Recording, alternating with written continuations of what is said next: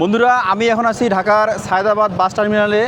আজকে যাব আমি রাঙামাটি, এবং আজকে আমার যে এই ভ্রমণটি, এটা হচ্ছে একদিনের ভ্রমণ, এবং এই একদিনের ভ্রমণটি কিন্তু সবচেয়ে কম টাকার ভ্রমণ। এবং আমি আপনাদের দেখাবো কীভাবে আপনি একদিনে রাঙামাটিতে খুব কম খরচে ঘুরে আসতে পারেন এবং অনেকগুলো জায়গা দেখতে পারেন। এখন বাজে রাত 10:40। আমাদের বাসটি ছেড়ে দিল ঢাকার সায়দাবাদ বাস টার্মিনাল থেকে। ঢাকা থেকে বাসযোগে ছুটে চলেছি রূপের রানী রাঙামাটিতে। ধীরে ধীরে অট্টালিকা শহর ঢাকা থেকে বের হয়ে আমাদের বাস ছুটে চলেছে পাহাড় ঘেরা শহর রাঙামাটির পানে।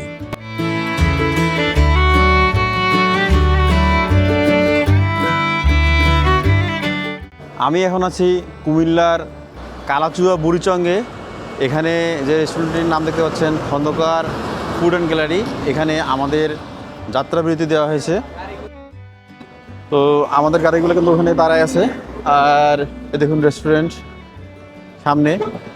এখানে কিন্তু প্রচুর মানুষ হয়, এবং এই যে রোডটা দেখতে পাচ্ছেন, এই রোডটা কিন্তু ঢাকা থেকে রাঙামাটি যাওয়ার রাস্তা। ভোরের আলো যখন ফুটেছে, চোখ মেলে দেখি পাহাড় ঘেরা এক শহরে এসেছি। বুঝতে বাকি রইল না আমরা এখন রাঙামাটি শহরে।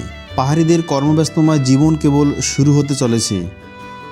এই শহরের প্রধান প্রধান গুরুত্বপূর্ণ ভবনগুলো উঁচু উঁচু টিলার উপরে অবস্থিত। বাসের জানালা দিয়ে পাহাড়ের উপরে সূর্যের উঁকি দেওয়া দেখতেছি। রাস্তায় কিছু পাহাড়ি লোকের চলাচল চোখে পড়ল। কাপ্তাই লেকের ওপারে পাহাড়ের উপরে সূর্যোদয়ের মোহনীয় রূপ দেখে মনে হচ্ছে রাঙামাটি আসাটা সার্থক হয়েছে। শুভ সকাল রাঙামাটি থেকে। এইমাত্র আমরা বাস থেকে নামলাম রাঙামাটিতে। তো সূর্য কেবল উঠতেছে। আমি একটু আপনাদের ভিউটা দেখাই। এটা হচ্ছে কাপ্তাই লেক, এবং কাপ্তাই লেকের উপরে ওইদিকে পাহাড়ের উপরে কিন্তু সূর্য উঠতেছে। কত সুন্দর! এটা হচ্ছে রাঙামাটি শহীদ মিনার। এই শহীদ মিনারের পাশে কিন্তু এখানে ভিউ পয়েন্ট।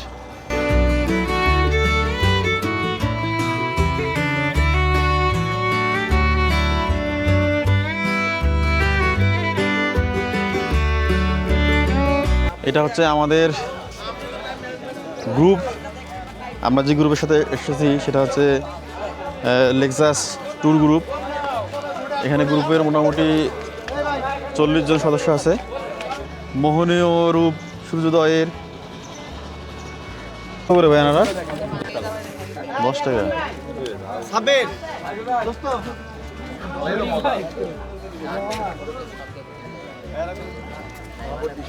আজকে সারাদিন ঘোরার জন্য আমাদের একটা বোট ভাড়া করা হয়েছে।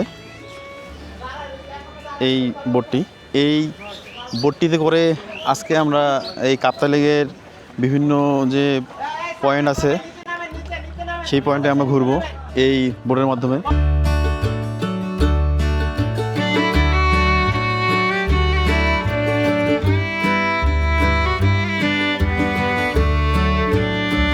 সকালের মিষ্টি রোদ গায়ে মেখে ট্রলারে করে ভেসে চলেছি রাঙামাটির প্রাণ কাপ্তাই লেকের বুকে। কর্ণফুলী নদীর উপর পাকিস্তান সরকার 1956 সালে আমেরিকার অর্থায়নে কাপ্তাই বাঁধ নির্মাণ শুরু করে, যা শেষ হয় 1962 সালে। এর ফলে 54,000 একর কৃষি জমি ডুবে যায়। এর ফলে তৈরি হয় এই কাপ্তাই লেক, এবং প্রায় 18,000 পরিবারের মোট 1 লাখ মানুষ বাস্তুচ্যুত হয়। তাই বলা যায় লাখো মানুষের চোখের জলে সৃষ্টি হয় এই অপরূপ সুন্দর কাপ্তাই লেক। দক্ষিণ এশিয়ার সবচেয়ে বড় কৃত্রিম জলাধার রাঙামাটির এই কাপ্তাই লেক সৃষ্টির কারণে সংরক্ষিত বনের 29 বর্গমাইল এলাকা ও অশ্রেণীভুক্ত বনাঞ্চলও ডুবে যায়। এই অপার সৌন্দর্যের আড়ালে রয়েছে বহু মানুষের জন্মভিটা হারানোর হাহাকারও। বৃহৎ স্বার্থ বিবেচনায় ত্যাগ স্বীকার করেছেন এই অঞ্চলের পাহাড়ি মানুষেরা। এই লেকের সর্বোচ্চ গভীরতা 100 ফুট এবং সর্বনিম্ন 30 ফুট। এই হ্রদে প্রায় 78 প্রজাতির মাছ রয়েছে। এই লেক অনেকের দুঃখের কারণ হলেও এখন তাদের জন্য এই লেক আশীর্বাদ, কারণ এই লেকের কারণে তাদের যাতায়াত ব্যবস্থা অনেক সহজ হয়ে গেছে। যেখানে আগে এক পাহাড় থেকে আরেক পাহাড়ে এবং অনেক জায়গা থেকে আরেক জায়গায় যেতে তাদের 1 দিন সময় লাগতো, এখন সেটা তারা অনায়াসে অর্থাৎ 1 থেকে 1.5 ঘন্টা কিংবা 2 ঘন্টার মধ্যে নৌকায় করে যেতে পারতেছে।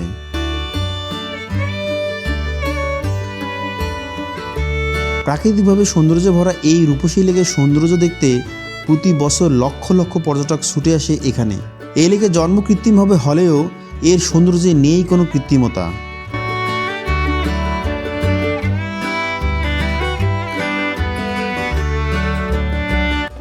বন্ধুরা, এই সকালের খাবার খাবো আমরা এই লেকের মধ্যে restaurant earring restaurant, Balukhali union, Rangamati. এই রেস্টুরেন্টে আজকে সকালের নাস্তা হবে এখানে, এবং আমাদের বোটটাও এখানে রাখা হয়েছে। এবং দেখুন রাঙামাটির শহর, এখান থেকে কিন্তু দেখা যাচ্ছে রাঙামাটি শহর। উপরে নীল আকাশ, সাদা মেঘ, তার নিচে রাঙামাটি শহর। অনেকে অলরেডি খাওয়া দাওয়া শুরু করে দিয়েছে।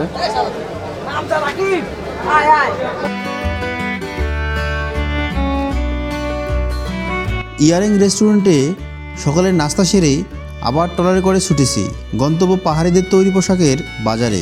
এইদিকে ধীরে ধীরে সূর্য তার উত্তাপ ছড়াতে লাগলো। জলে ভাসা এই ছোট্ট দ্বীপগুলো দেখতে অসাধারণ লাগতেছে। এখানে ট্রলারের পাশাপাশি স্পিড বোটে বেড়ানোর সুযোগ রয়েছে।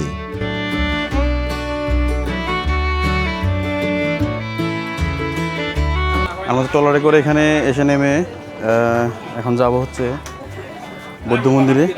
পাহাড়িদের এই বাজার দেখতে দেখতে পাহাড়ে উঠবো, যেখানে রয়েছে বিশাল বৌদ্ধ মূর্তি। এখানে যা ফলমূল রয়েছে তা সবই পাহাড় থেকে সংগ্রহ করা। এখানে হচ্ছে আদিবাসীদের তৈরি জিনিসপত্র, বিভিন্ন ব্যাগ, ক্যাপ। এটাকে কি বলা হয়? হুক্কা।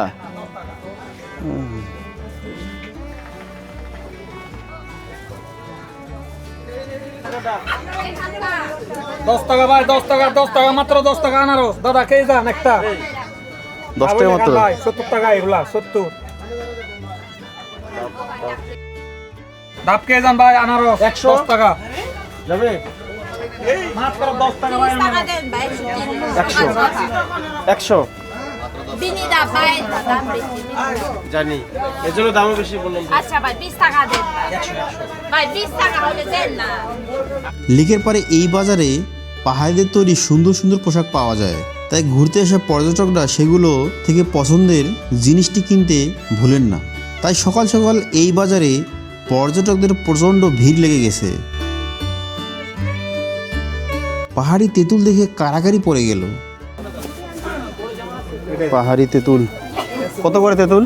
20 টাকা। মাছি আছে, বড় বলি নাই। এটা দেন আমাকে, আর হাফ কেজি লবণ দেন। এই পল্লীতে মোটামুটি জনসমাগম অনেক বেড়ে গেছে। দেখুন দোকানগুলোতে অনেক ভিড়।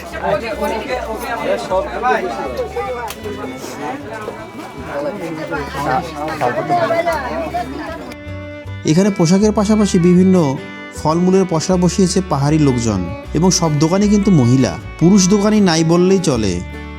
পাহাড়ের পাদদেশে পাহাড় কেটে এই মার্কেট তৈরি করা হয়েছে। এই পাহাড়ি নারীরা খুব কর্মঠ, তাই সব কাজেই তারা পটু। পাহাড়িদের এই বাজারে সব পোশাক, ব্যাগ সব কিছুই আকর্ষণীয়। ব্যাগগুলো কত করে? 150 টাকা। ওদিক দিয়ে নেন ভাইয়া। পাহাড়িদের কাছে এই হুক্কা খুব জনপ্রিয়। পাহাড়টা অনেক উঁচু এবং বড়। এখন এই পাহাড়ে উঠব।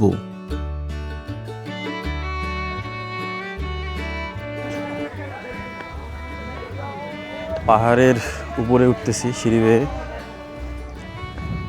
এখানে ইট দিয়ে সিঁড়ি তৈরি করা হয়েছে। এ পর্যন্ত ইট আছে, এরপরে ইট দেখতে পাচ্ছি না।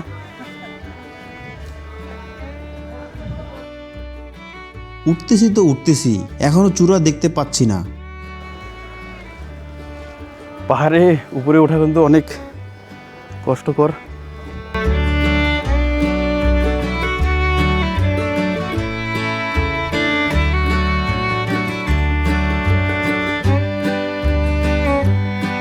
পাহাড়টা কিন্তু মোটামুটি বড় আছে।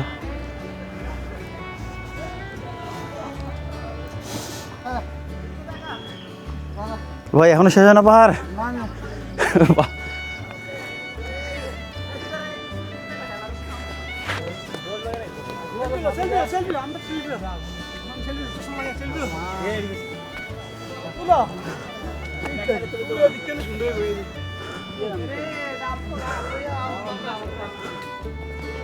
পাহাড়ের উপর উঠেছি। তাহলে মোটামুটি বড়,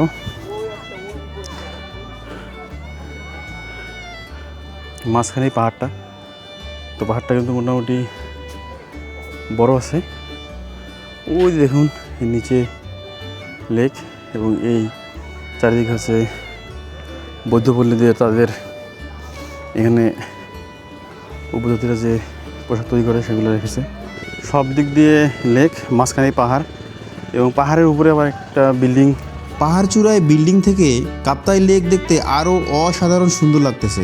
লেক আর পাহাড়ের সৌন্দর্য দেখতে এজন্যই মানুষ ছুটে আসে এই রাঙ্গামাটিতে। পাহাড়ের উপরে বাহারি দেশি ফলের পসরা নিয়ে বসেছে পাহাড়িরা। এসব ফল কিন্তু পাহাড় থেকে সংগ্রহ করে পাহাড়িরা, সেজন্য খেতেও অনেক সুস্বাদু। কাটাগুলো 10 টাকা পিস। আর নাই পেঁপে? যেগুলো কয় টাকা? এগুলো 10 টাকা। হ্যাঁ 10 টাকা এগুলো।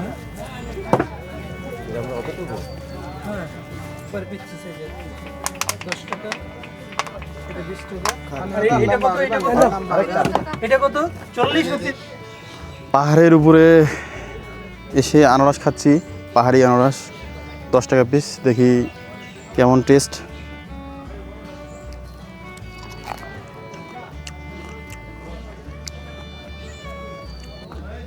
অনেক মিষ্টি, অনেক টেস্ট। তো ওই দু আনারস নিয়েছে। কেমন আনারসটা? দারুণ। আমরা সবসময় শুনি আসি সারা জীবন পাহাড়ি এলাকার ফল ফ্রুটস অনেক মজা হয়, আসলে তাই।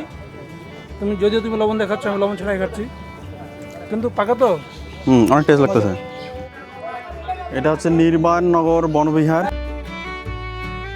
এই মূর্তিটির উচ্চতা 30 ফুট। রাঙ্গামাটির 10টি নৃগোষ্ঠীর বেশিরভাগই সিদ্ধার্থ গৌতম বুদ্ধের অনুসারী, তাই তো এখানে পাহাড়ের উপরে গৌতম বুদ্ধের বিশাল মূর্তি। এই লেক যতই দেখতেছি ততই মুগ্ধ হচ্ছি। এখানে পাহাড়ের উপরে বৌদ্ধ মন্দির, সেটি দেখলাম। সেটি দেখার পর আবার পাহাড় থেকে নিচে নামতেছি। পাহাড়টা কিন্তু মোটামুটি উঁচু, এবং যদিও নামার সময় কষ্ট তেমন নাই, কিন্তু তারপরেও অনেক সাবধানে নামতে হবে, কারণ পা পিছলে যদি পড়ে যান, পা পিছলে গেলে কিন্তু সমস্যা হবে, কারণ এটা কিন্তু অনেক খাড়া।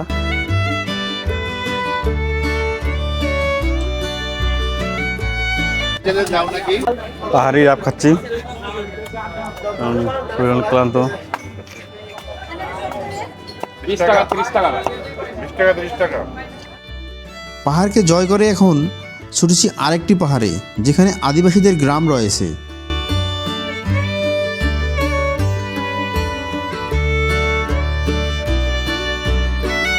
আমরা এখন একটা আদিবাসী গ্রামে যাচ্ছি, পাহাড়ের উপরে। এখানে একটা সাইনবোর্ড দিয়েছে ওরা, পাহাড়ি আদিবাসী গ্রাম।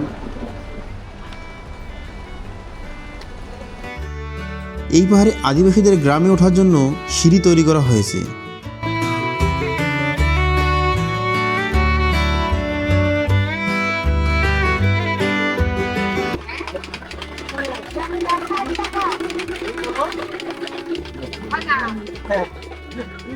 মিলা 60 টাকা। 60 টাকা জাম্বুরা।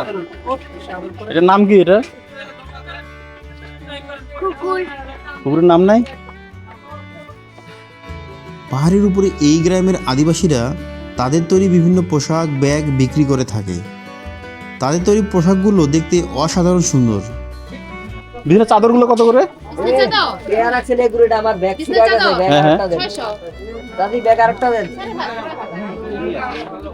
এমন কি আছে নাকি আরো? পামনে গুলো দাদা পাবেন না, এখানে আমাদের কাছ থেকে পাইকারি দামে বিক্রি হয়। মানে দুটাই নিন, 200 টাকা দিই। না না, এগুলি প্রায় একটা ফোন আছে এক রেট দিতে হবে। চাদর কত করে এগুলা? এর দামি কিছু কমাইছি। টিপি 600 আছে, 500 আছে, 700 আছে। ধরেন তো।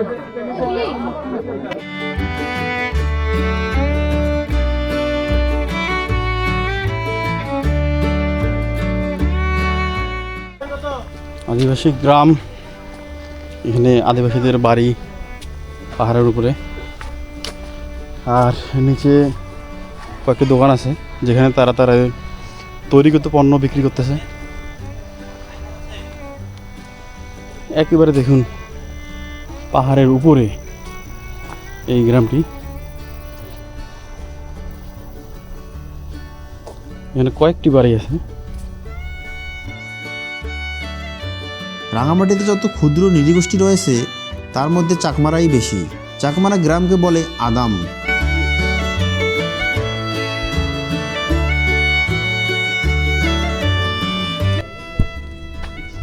তো উপরে হচ্ছে টিনের ছাউনি, আর যে ওয়াল এগুলো কিন্তু হচ্ছে বাঁশের তৈরি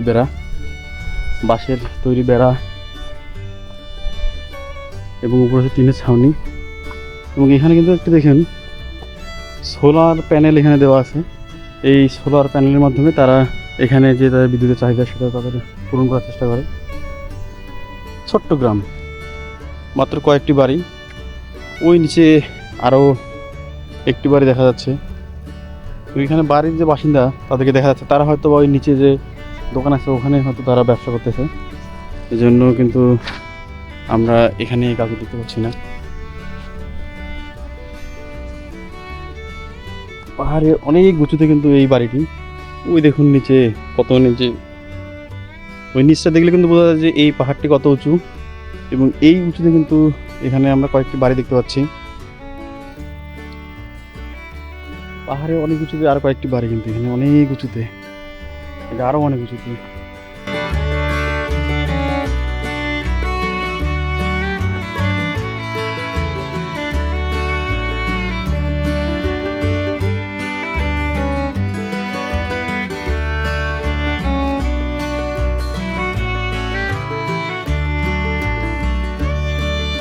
বাবু, কি নাম তোমার? কিউট বাচ্চা, একে খেলতেছে।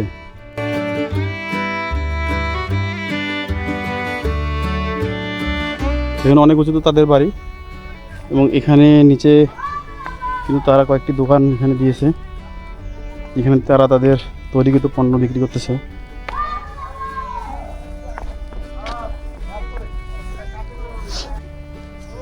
ওইটা আপনার হাতেই তৈরি করা হয়েছে না? আমার নিজের হাতে তৈরি দাদা, মহিলারা কাজ করে। এটা কত টাকা? এটা এগুলো 200 টাকা।